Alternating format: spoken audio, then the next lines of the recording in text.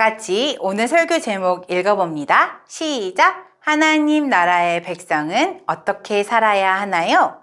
친구들아, 하나님 백성인 나, 우리는 어떻게 살아야 하는지 오늘 말씀을 통해 배워요. 우리 다 같이 텐트송 보고 말씀을 이어갑니다.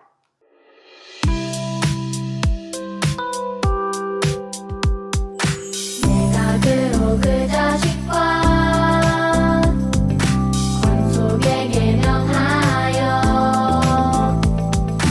여호와의 도를 지켜리와 공도를 행하게 하려고 그를 택하였나니 이는 나 여호와가 아브라함에게 대하여 말한 이루려 함이니라. 내가 그로 그 자식과 권속에게 명하여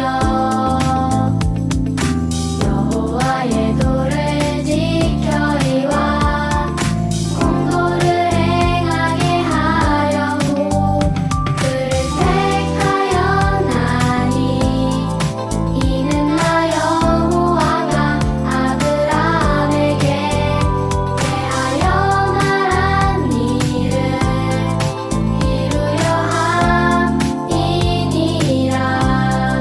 창세기 18장 19절.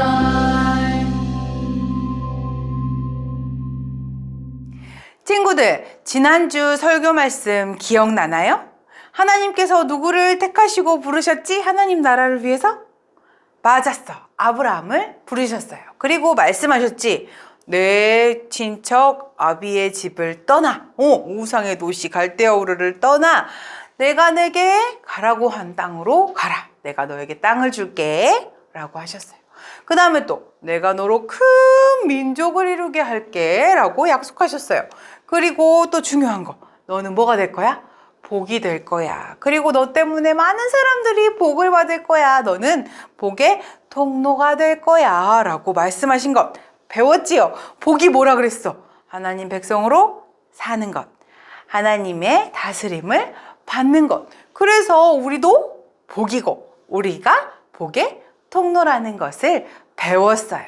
친구들아, 그런데 복의 통로인 나는 어떻게 행동해야 될까요? 어떻게 살아야 할까요? 우리 친구들, 이 상황들을 보세요. 친구들, 친구가 울고 있을 때 복의 통로인 나는 어떻게 행동해야 할까요? 울지 마, 위로해줘요. 친구가 넘어졌어요. 그럼 우리 복의 통로인 나는 어떻게 해야 될까요? 괜찮아? 일으켜줘요. 친구가 교회에 나오지 않았어요. 그러면 친구야, 왜 안 왔어? 보고 싶었어. 함께 예배드리면 좋을 텐데 하고 연락하고 다음 주에 오자 라고 이야기해요. 그리고 계단 앞에서 할머니가 무거운 짐을 들고 계실 때 복의 통로인 나는 어떻게 행동해야 될까요? 오늘 말씀을 통해 알아봐요. 이렇게 행동하는 것이 어떤 건지 오늘 말씀에 나와 있대요. 함께 읽어봅시다. 시작! 내가 그로 그 자식과 권속에게 명하여 여호와의 도를 지켜 의와 공도를 행하게 하려고 그를 택하였나니 이는 나 여호와가 아브라함에게 대하여 말한 일을 이루려 함이니라. 친구들아, 말씀이 너무 길고 너무 어려운 것 같지요? 맞아요. 하지만 사모님이 잘 설명해 줄게요. 먼저 이렇게 주황색으로 된 글씨를 한번 읽어봅시다. 시작! 여호와의 도를 지켜 의와 공도를 행하게 하려고. 친구들아, 하나님의 말씀을 지켜서 의와 공도를 행하게 하신대. 그렇게 행동하면 된대. 복의 통로인 우리는 그렇게 행동하면 된대. 그런데 어려운 말이 있네. 뭐? 의와 공도. 이게 무슨 말이지? 친구들아, 의와 공도는 뭘로 바꿀 수 있냐면 정의와 공의로 바꿀 수 있대.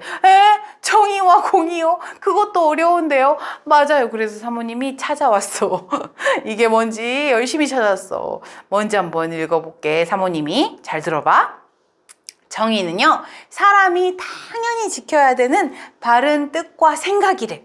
사람이 당연히 지켜야 되는 바른 뜻과 생각을 정의라고 한대. 그럼 공의는요? 공의는요, 하나님과의 올바른 관계, 친하게 지내는 것을 공의라고 한대. 이것이 하나님 나라의 백성이 행동해야 되는 규칙이래, 법칙이래. 뭐가요? 바른 뜻, 바른 생각. 그리고 하나님과 친하게 지내는 것. 이것이 하나님 나라의 백성된 우리가 꼭 지켜야 하는 것이래요. 공의와 정의. 공의와 정의 뭐라고? 바른 뜻, 바른 생각과 하나님과 친한 관계. 이렇게 해야 된대요. 그러면 아까 그 무거운 짐을 드신 할머니, 그 할머니를 위한 공의와 정의, 정의와 공의는 무엇일까요?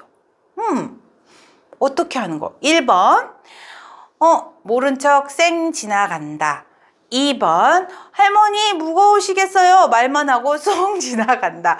3번, 할머니 무거우시겠어요? 저도 근데 힘이 약하니까 같이 들고 올라갈까요? 하면서 도와드린다. 뭘까? 맞아요. 바른 뜻, 바른 생각. 하나님의 마음을 가지고 바른 뜻, 바른 생각을 하면 어떻게 돼요? 할머니 짐을 같이 들고 함께 올라갈 수 있어요. 그런데 친구들아, 여기 하나님 말씀에 나온 다른 상황이 하나 있어요. 이것은 바로 무엇이냐면 소돔과 고모라 성에 대한 이야기예요. 소돔과 고모라 성은 죄가 가득했대요. 이 죄가 가득한 소돔과 고모라 성을 위한 공의와 정의는 무엇일까요? 우리 다 같이 성경 스토리를 통해 알아봐요. 영상 보고 옵니다. 소돔과 고모라에 대한 부르짖음이 크고 그 죄악이 심히 무겁구나. 소돔과 고모라는 우상을 숭배하고 서로의 욕심만을 채우려고 했어요. 겉으로는 풍족하였으나 그 안은 아주 부패한 도시였어요. 하나님은 죄로 가득한 소돔과 고모라를 심판하기로 하셨어요. 이를 안 아브라함이 하나님께 다급하게 말했어요. 하나님, 소돔과 고모라에 하나님 말씀대로 사는 의인이 있다면 그 사람들도 모두 심판받는 건가요? 그 성 중에 의인 50명이 있을지라도 그곳을 멸하실 것인가요? 내가 만일 소돔 성읍 가운데에서 의인 50명을 찾으면 그들을 위하여 온 지역을 용서하리라. 아브라함은 계속해서 의인을 찾아다녔어요.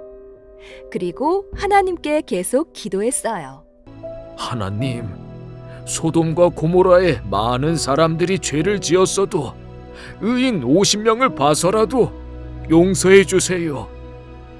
하나님,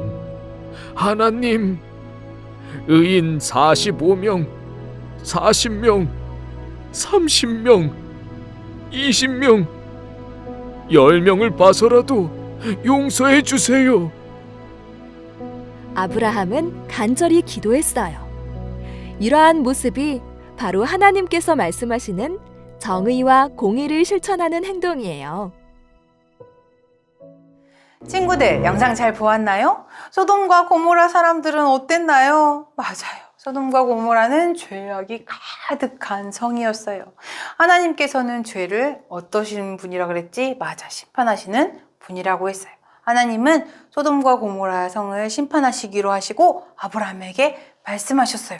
그들을 심판하리라. 그랬을 때 아브라함은 어떻게 행동했나요? 하나님, 소돔과 고모라에 하나님의 말씀대로 사는 의인이 있다면 그 사람들도 모두 심판받는 건가요? 라고 하면서 하나님, 그 소돔과 고모라 땅에 의인 50명이 있으면 어떻게 하실 건가요? 라고 물었어요. 그러자 하나님께서는 내가 만일 소돔 성읍 가운데서 의인 50명을 찾으면 그들을 위해서 온 지역을 용서하겠다라고 하셨어요. 그러자 아브라함은 어떻게 했나요? 하나님 앞에 엎드려 다시 말했어요. 하나님, 그러면요 45명이 있다면 어떻게 하실 건가요? 하나님이 45명이 있어도 내가 용서할 거야.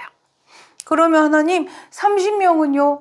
그러니까 하나님이 30명이 있어도 내가 그들 때문에, 그 의인, 하나님의 말씀대로 사는 의인 30명 때문에 멸하지 않을 거야. 그러면 하나님 20명은요? 그 20명 때문에 내가 그 소돔과 고모라 성을 심판하지 않을 거다. 그러니까 아브라함은 마지막으로 하나님 10명은요? 10명만 있어도 하나님 용서해 주세요. 그러니까 맞아.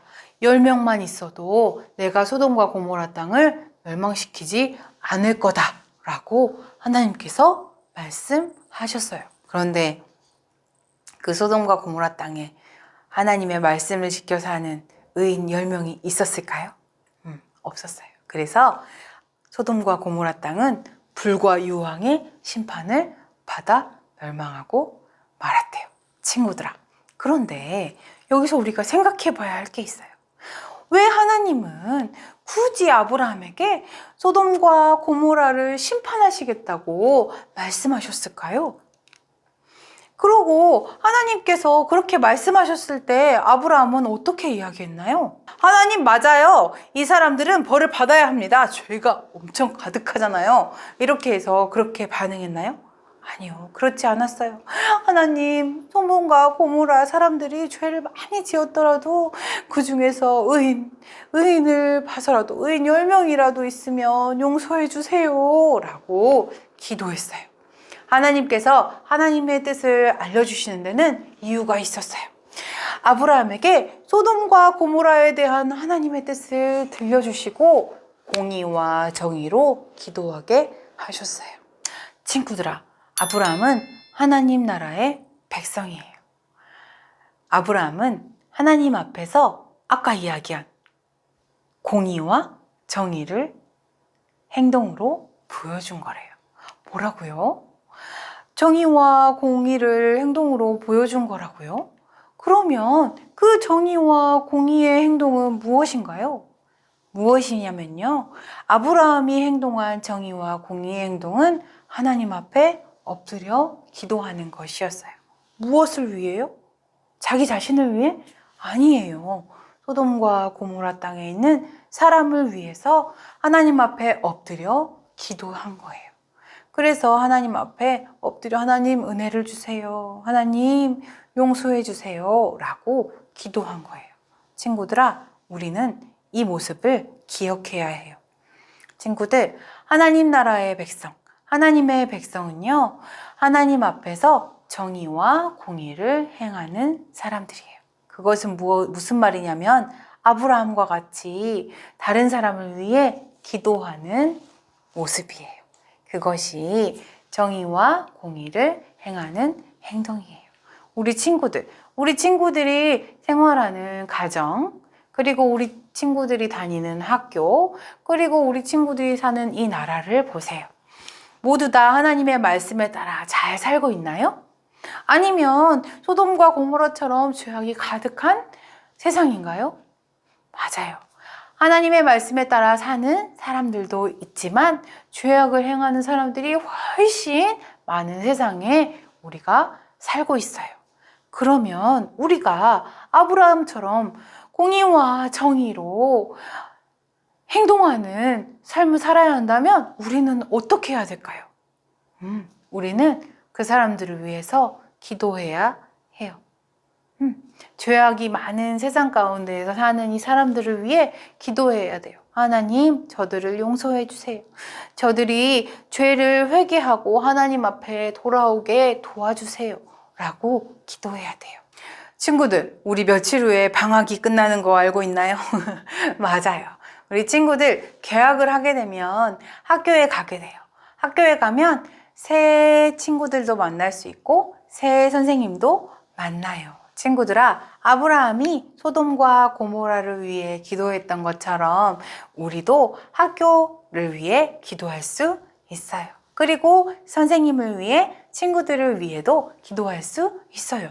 혹시 그들이 죄를 짓더라도 그들을 위해 기도하는 거야. 하나님, 그들의 죄를 용서해 주세요. 하나님, 그들이 하나님을 알고 하나님을 믿게 해주시고 하나님 백성 삼아주세요 라고 기도하는 거. 그것이 하나님께서 원하시는 하나님 백성으로서의 삶이에요.